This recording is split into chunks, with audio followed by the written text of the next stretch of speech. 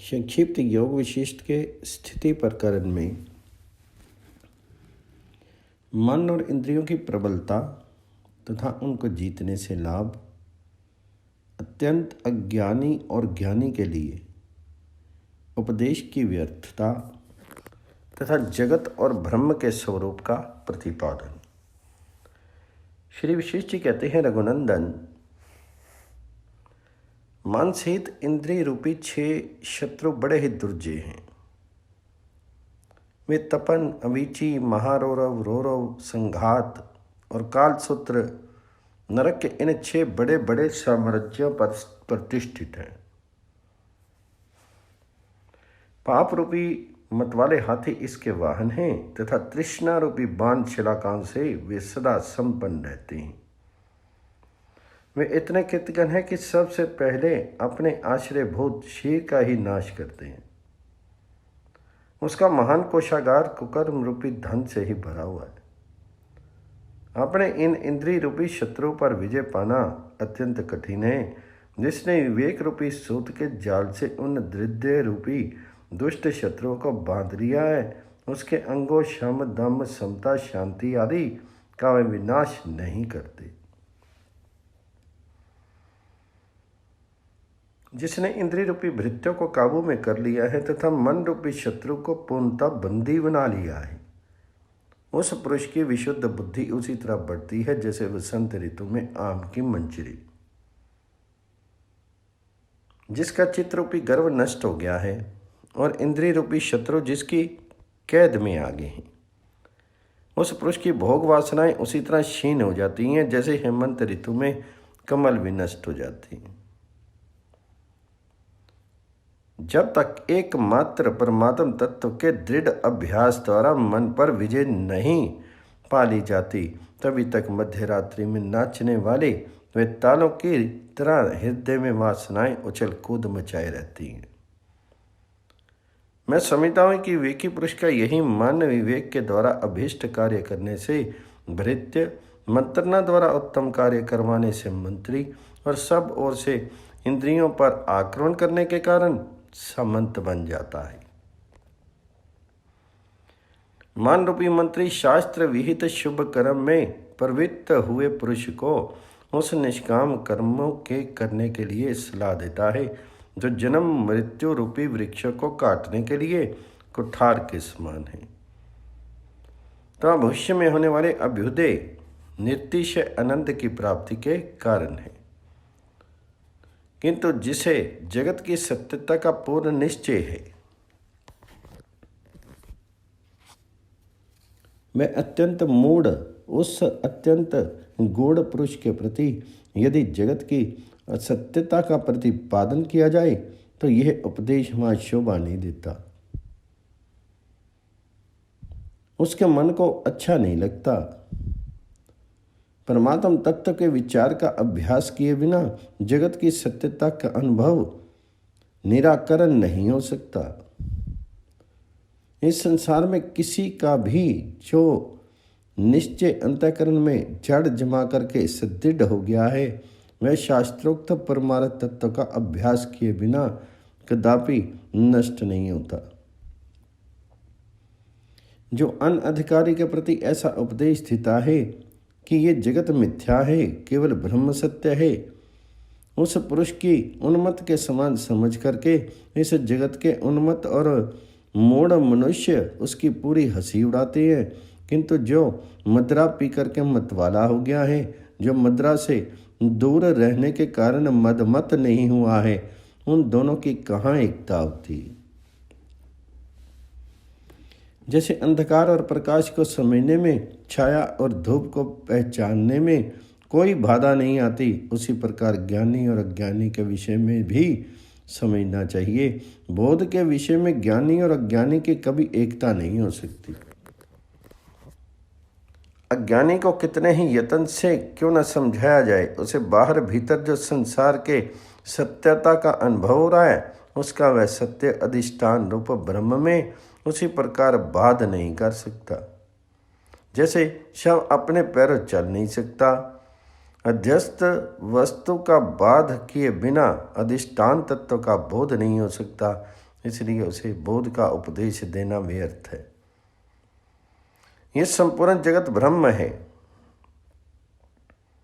ऐसा उपदेश उस मनुष्य के प्रति देना उचित है जो अत्यंत अज्ञानी है, क्योंकि उस अज्ञानी ने तप पर विद्या आदि के अनुभव से होने वाले संस्कार का अभाव होने के कारण सदा उस लोक प्रसिद्ध देहात्म भाव का ही अनुभव किया है। कभी असंसारी आत्म भाव का उसे अनुभव नहीं हुआ। श्री राम, जिसको थोड़ा थोड़ा ज्ञान है उस पुरुष के प्रति ही ये उपदेश वाणी सुशोभित सफल होती है। जो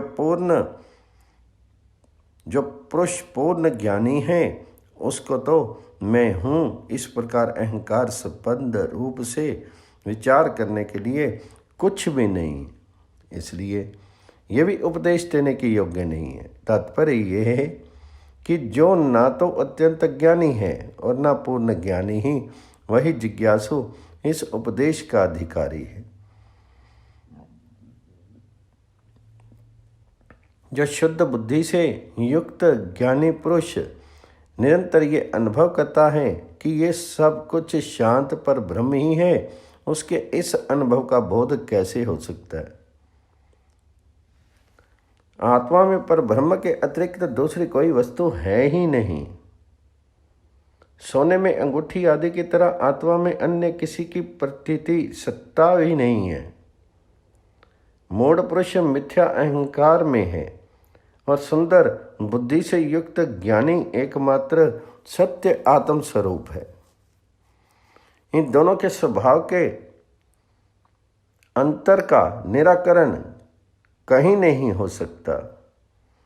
जो सर्वत्र व्याप्त शांत शुद्ध चेतन आकाशवत निर्विकार निर्मल तथा उत्पत्ति विनाश से रहित है, वह ज्ञान स्वरूप पर ब्रह्म ही परमार्थ सत्य है। जिसके नेत्र तिमिर रोग से पीड़ित हैं, उसकी स्वाभाविक दृष्टियां ही आकाश में केशव के वर्तुलाकार गोलों की तरह प्रतीति होती हैं। उसी तरह चिन्मय परमात्मा में ये सृष्टियाँ प्रतिभासित होती हैं। वह चिद आकाश स्वरूप सत्य आत्मा अपने आप को जैसे समझता है, क्षण भर में वैसा ही अनुभव करने लगता है। उसके दृष्टि बल से असत्य वस्तु भी क्षण भर में सत्य सी प्रतीत होने लगती है। जैसे मरुभूमि में सूर्य की किरणों के ताप को ही मृग जल या मृग तृष्णा नाम दिया गया है, उसी प्रकार जो आकाश की ज्यों निराकार है, उस आकाश रूप चिन्ह में परमात्मा के अपने स्वप्न तुल्य प्रतिभास का ही जो वास्तव में शून्य है, जगत नाम रखा गया है। जैसे स्फटिक शिला का मध्य भाग वास्तव में घनीभूत है, उसी प्रकार महाचेतन परमात्मा का ये जो शांत और निर्मल अपना स्वरूप है, वह वास्तव में सच्चिदानंद घन स्फटिक शिला में प्रतिबिंबित होने वाले वन पर्वत और नदी आदि के स्वरूप की भांति है और नहीं है। ये दो दृष्टियां चिद आकाश परमात्मा में कहीं नहीं है, और प्रतिभा समात्र से जो कुछ है उस चेतन आत्मा का स्वरूप ही उस रूप में भासित होता है, ऐसा समझना चाहिए। सर्ग 24 से 31। शास्त्र चिंतन शास्त्रीय सदाचार के सेवन तथा शास्त्र विपरीत आचार के त्याग से लाभ। श्री विशेष जी कहते हैं, श्री राम, जिनमें आकाश स्वरूप जो जीवात्मा है, वही रज्जोगुण के रंजित होकर अपने स्वाभाविक स्वरूप स्वप्रकाश रूपता का त्याग न करता हुआ ही अहंकार प्राण देह और इंद्रियां आदि के संघात रूप इस विरूप देह को भी अपना आत्मा समझता है। असत्य होकर भी सत्य से प्रतीत होने वाली मृग तृष्णा में जल बुद्धि के समान अपनी ही अविद्या मूलक वासना की भ्रांति से जीव मानो अपने चिन्मय रूप से भिन्नता जड़ देह रूपता को प्राप्त होता है। जो लोग महावाक्य रूप शास्त्र से दृश्य प्रपंच को आगंतुक समझ करके निर्वाण भाव में स्थित हैं, वे अंतरात्मा की ओर उन्मुख हुई अपनी बुद्धि से ही भाव सागर से पार हो जाते हैं। जो उदार चिता पुरुष त्रिलोकी के वैभव को भी सदा तृण के तुल्य समझता है, उसे सारी आपत्तियां उसी तरह छोड़ देती हैं जैसे सांप अपनी कैंचुल को।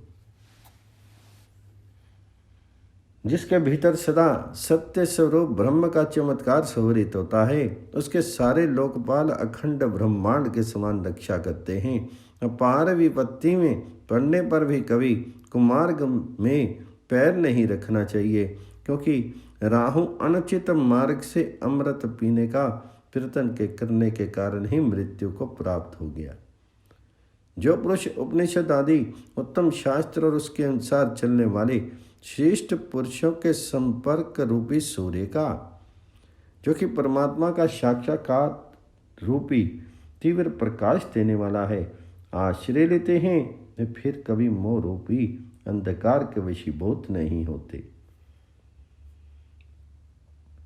जिसने शम दम आदि गुणों के द्वारा यश प्राप्त किया है, वश में न आने वाले प्राणी भी उसके वशीभूत हो जाते हैं, उसकी सारी आपत्तियां नष्ट हो जाती हैं, उसे अक्षय कल्याण की प्राप्ति होती है, जिनका गुणों के विषय में संतोष नहीं है। जिसका शास्त्रों के प्रति अनुराग है तथा जिन्हें सत्य पालन का स्वाभाविक अभ्यास है, वे ही वास्तव में मनुष्य हैं। उनके अतिरिक्त जो दूसरे लोग हैं, वे पशुओं की ही श्रेणी में हैं। जिसके यश रूपी चंद्रमा की चांदनी से प्राणियों का हृदय रूपी सरोवर प्रकाशित है, वे क्षीर सागर के समान उसके क्षीर में निश्चय ही भगवान श्री हरि का निवास है। परम पुरुषार्थ रूपी प्रयत्न का आश्रय ले उत्तम उद्योग को अपना करके शास्त्र के अनुकूल उद्वेग शून्य आचरण करता हुआ कौन पुरुष सिद्धि का भागी नहीं होता, अर्थात वह सिद्धि का भागी अवश्य होता है। शास्त्र के अनुसार कार्य करने वाले पुरुष को सिद्धियों के लिए उतावली नहीं करनी चाहिए, क्योंकि चिरकाल तक परिपक्व हुई सिद्धि ही पुष्ट एवं उत्तम फल को देने वाली होती है। शोक क्लेश और भय का परित्याग करके घमंड और शीघ्रता के आग्रह को छोड़ करके शास्त्र के अनुसार व्यवहार करना चाहिए। उसके विपरीत चलकर अपना विनाश नहीं करना चाहिए।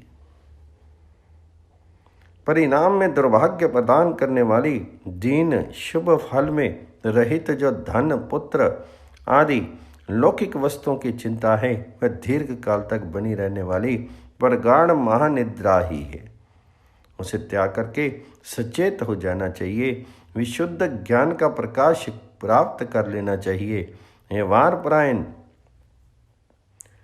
पुरुषों के विचार से लोक मर्यादा के अनुसार तथा शास्त्र और सदाचार के अनुकूल कर्म करके उत्तम फल की प्राप्ति के लिए प्रयत्न करना चाहिए। जिसका चरित्र सदाचार से सुंदर तथा बुद्धि विवेकशील है और संसार के सुख फल रूपी दुखद दिशाओं में जिनकी आसक्ति नहीं है, उस पुरुष के यश गुण और आयु ये तीनों ही वसंत ऋतु की लताओं के समान उत्तम फल देने के लिए शोभा के साथ विकास को प्राप्त होते हैं।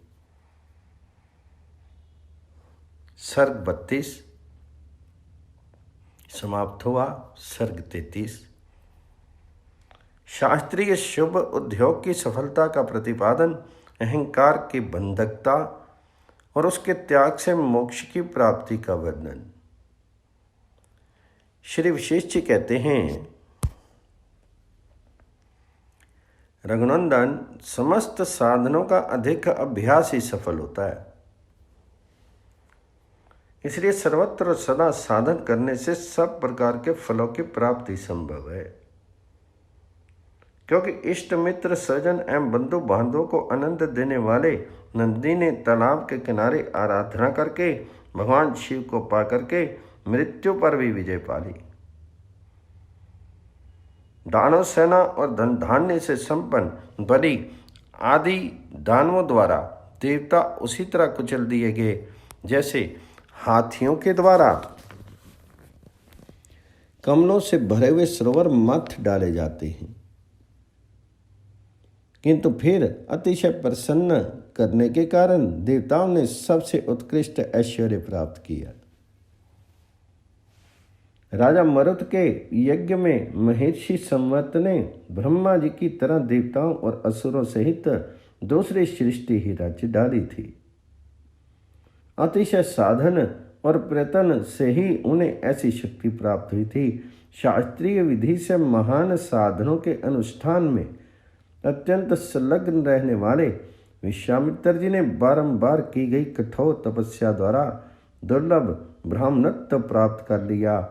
राजकुमारी सावित्री अपने पति प्रेम रूप पातिव्रत्य धर्म के प्रभाव से यमराज को जीत करके उत्तम वाणी का प्रयोग करके संतुष्ट किए हुए यम देवता की अनुमति से अपने पति सत्यकाम को लौटा लाई।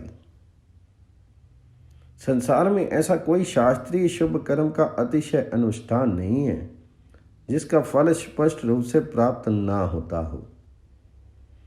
अपने मन में ऐसा विचार करके कल्याणकामी पुरुषों को सर्वोत्कृष्ट प्रयत्न से शोभित होना चाहिए। संपूर्ण सुख दुख आदि अवस्थाओं की ब्रह्म दृष्टियों का मूल उच्छेद करने वाला परमात्मा का यथार्थ ज्ञान ही है। अतः परमात्मा के यथार्थ ज्ञान की प्राप्ति के लिए साधन का अतिशय अभ्यास करना चाहिए। संसार सागर को पार करने के लिए सत्पुरुषों के संग और सेवा के बिना तप तीर्थ तथा शास्त्र अभ्यास आदि कोई भी साधन सफल नहीं होते। जिसके सेवन से लोभ मोह और क्रोध प्रतिदिन क्षीण होते हों और जो शास्त्र के अनुसार अपने कर्मों के अनुष्ठान में संलग्न रहता है वही श्रेष्ठ पुरुष है। जब तक अंतःपुर के आकाश में चैतन्य रूपी चांदनी अहंकार रूपी मेघमाला से आच्छादित है तब तक वह परमार्थ रूपनी कुमुदनी को विकसित नहीं कर सकती। जब तक हृदय आकाश में अहम भाव का बादल उमड़ घुमड़ कर बढ़ता जाता है तभी तक तृष्णा रूपी कुटज कुसुम की मंजरी विकास को प्राप्त होती है। वह मिथ्या कल्पित अहंकार दूषित अंतःकरण में अनंत संसार बंधन में डालने वाले मोह को जन्म देता है। ये देह मैं हूँ। इस प्रबल मोह से बढ़कर अनर्थकारी दूसरा अज्ञान इस संसार में ना कभी हुआ है और ना होगा ही। इस संसार में ये जो कुछ भी सुख दुख रूपी विकार आता है उसके रूप में अहंकार चक्र का ही मुख्य विकार बढ़ रहा है। जिस पुरुष ने अज्ञान से आरोपित अहंकार रूपी वृक्ष के अंकुर को विवेक पूर्वक विचार से संस्कृत मन रूपी हल के द्वारा जोत करके उखाड़ फेंका है उसके आत्मा रूपी खेत में संसार ताप का नाशक एवं शस्त्रों शाखाओं से युक्त अच्छेद्य ज्ञान रूपी वृक्ष बढ़ता और फलता है। जिस नरधम को अहंकार रूपी पिशाच ने पकड़ लिया है उस पिशाच को मार भगाने के लिए विवेक के बिना ना कोई शास्त्र सम्मत है न मंत्र। श्री राम जी ने पूछा, भगवान ब्राह्मण कौन सा ऐसा उपाय है जिससे अहंकार नहीं बढ़ता? आप संसार रूपी भय की शांति के लिए वे उपाय मुझे बताइए। तो श्री विशेष जी ने कहा, रघुनंदन आत्मा चैतन्य में दर्पण के समान शुद्ध है। उसमें उसके पूर्वोक्त शुद्ध स्वरूप का निरंतर स्मरण करने से अहंकार नहीं बढ़ता। ये जगत झूठे इंद्रजाल की शोभा के समान है। इसमें अनुराग या वैराग से मेरा क्या प्रयोजन है? ऐसा मन में विचार करते रहने से अहंकार उत्पन्न नहीं होता। श्री राम, इस त्रिलोकी में 3 प्रकार के अहंकार होते हैं। उनमें दो प्रकार के अहंकार तो श्रेष्ठ हैं, किंतु तीसरा त्याज्य है। मैं उनका वर्णन करता हूं, सुनो। मैं ही ये संपूर्ण विश्व हूं, मैं ही अविनाशी सच्चिदानंद घन ब्रह्म हूं, मेरे सिवा दूसरा कुछ नहीं है। इस तरह का जो अहंकार है उसे उत्तम समझना चाहिए। ये अहंकार जीवन मुक्त पुरुष की मोक्ष प्राप्ति के लिए है, ये बंधन में डालने वाला नहीं होता। बाल के अग्रभाग के 100 टुकड़े करने पर जो 100वां हिस्सा होता है, उसके समान मुझ जीवात्मा का सूक्ष्म स्वरूप है। अर्थात मैं अव्यय से रहित हूँ, अतः सबसे भिन्न हूँ। इस प्रकार का जो अनुभव है वही दूसरा शुभ अहंकार है। वह भी साधक के मोक्ष के लिए ही है, बंधन के लिए नहीं है। उपयुक्त अहंकार के नाम से केवल कल्पना होती है, वास्तव में वह नहीं है। ये हाथ पैर आदि से युक्त शरीर ही मैं हूँ, इस प्रकार का जो मिथ्या अभिमान है वही तीसरा अहंकार है। वह लौकिक एवं तुच्छ ही है। उस दुष्ट अहंकार को त्याग देना ही चाहिए, क्योंकि वह सबसे बड़ा शत्रु माना गया है।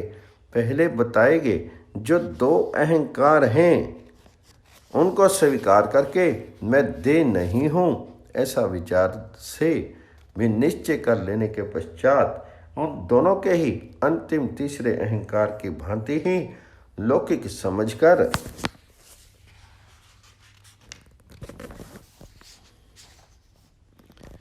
त्याग देना चाहिए। ऐसा प्राचीन महापुरुषों का मत है। प्रथम 2 अहंकार अलौकिक हैं, उन दोनों को अंगीकार करके तीसरे लौकिक अहंकार का जो दुख देने वाला है त्याग कर देना चाहिए, क्योंकि यह तीसरा अहंकार सर्वथा त्यागने ही योग्य है। इस दुखदायी अहंकार को त्याग करके पुरुष जैसे जैसे ज्ञान में स्थित होता जाता है, वैसे ही वैसे वह परमात्म भाव की ओर बढ़ता जाता है। निष्पाप रघुनंदन, यदि पुरुष पूर्वोक्त 2 अहंकारों की भावना करता रहे तो उसे परम पद प्राप्त हो जाता है, और यदि उसका भी त्याग करके संपूर्ण अहंकारों से रहित हो जाए तो वह अत्यंत उच्च पद परमात्म भाव में शीघ्र ही आरूढ़ हो जाता है। महामते, जिस जीव का अहंकार शांत हो गया है उसे भोग रोग के समान जान पड़ते हैं। जैसे अच्छी तरह से तृप्त हुए पुरुष को विष मिश्रित रस स्वादिष्ट नहीं प्रतीत होते, उसी प्रकार उसे भोग अच्छे नहीं लगते। रघुनंदन, अहंकार की स्मृति का भी सर्वथा त्याग करके अतिशय पुरुषार्थ रूप प्रयत्न के द्वारा भाव सागर को पार किया जाता है। पहले सब मैं ही हूँ और ये सब मेरे हैं ऐसा समझकर फिर ये देह आदि मैं नहीं हूँ और इस देह के संबंधी भी मेरे कुछ नहीं है ऐसा विचार करके उससे सब प्रतिबंधकों का नया होने से प्रतिष्ठा को प्राप्त हुए स्तुत्य आत्मज्ञान को अपने हृदय में उतार करके महात्मा पुरुष परम पद को प्राप्त कर लेता है। सर्ग 33 पूर्ण हुआ। 34वां सर्ग मनोनिग्रह के उपाय, भोग इच्छा त्याग, सत्संग, विवेक और आत्मबोध के महत्व का वर्णन।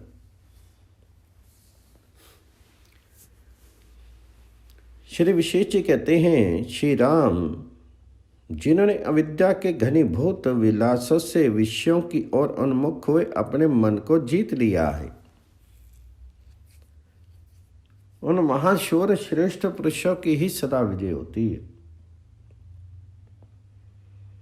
सब प्रकार के उपद्रवों को प्राप्त कराने वाले इस संसार के दुख को निवारण करने का एकमात्र उपाय यही है कि अपने मन को वश में किया जाए।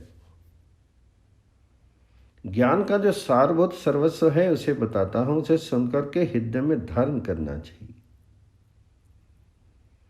भोग की इच्छा मात्र ही बंधन है और उसका त्याग ही मोक्ष कहलाता है। जैसे जहां कांटों के बीज बिखेर दिए गए हैं वह भूमि कांटों के समुदाय को ही उत्पन्न करती है, उसी प्रकार वासना से आवृत हुई बुद्धि केवल दोषों को ही जन्म देती है। जिसमें वासना समूह का कोई लगाव नहीं है, अतएव जहां राग और द्वेष नहीं देखे गए हैं वह चंचल्य रहित बुद्धि धीरे धीरे परम शांति को प्राप्त हो जाती है। जैसे जहां उत्तम बीज बोया गया है वह भूमि इस समय पर श्रेष्ठ फल देने वाले पौधों को उत्पन्न करती है, उसी प्रकार शुभ भूमि शुभ बुद्धि दोष रहित शुभ एवं उत्तम गुणों को ही सदा प्रकट करती है।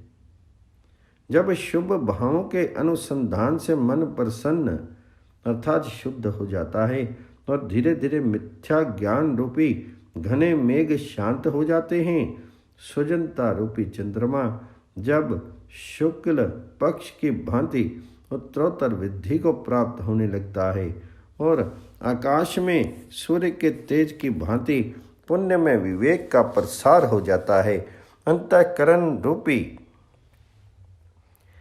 बांस के भीतर धैर्य रूपी मोती की वृद्धि होने लगती है।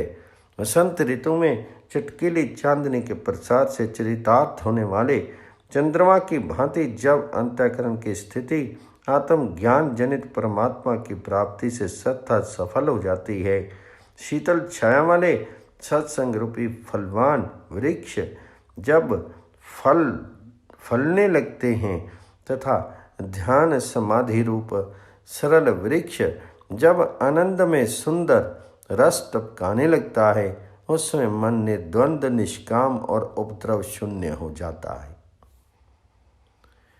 उसके चपलता रूपी अनर्थ तथा शोक मोह और भय रूपी रोग शांत हो जाते हैं।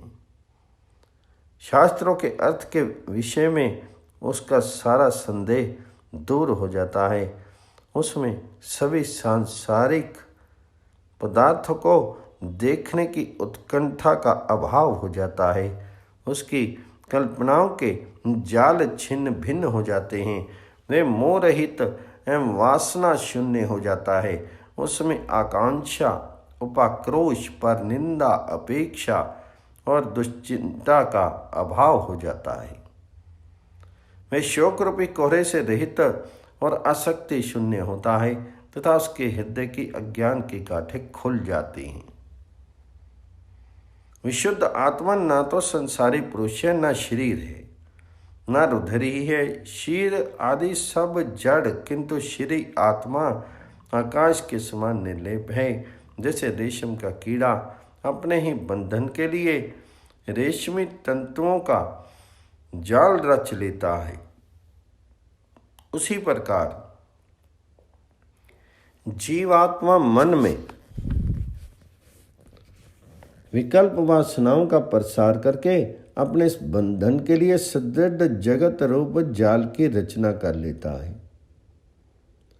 जीवात्मा इस वर्तमान देह ब्रह्म का त्याग करके फिर दूसरे देश और दूसरे काल में अन्य देह भाव को धारण करता है। जीवात्मा के मन में जैसी वासना होती है वैसा ही शीर उत्पन्न होता है। जीवात्मा का चित्त जैसे वासना लेकर सोता है, रात को सपने में वैसा ही बनकर रहता है।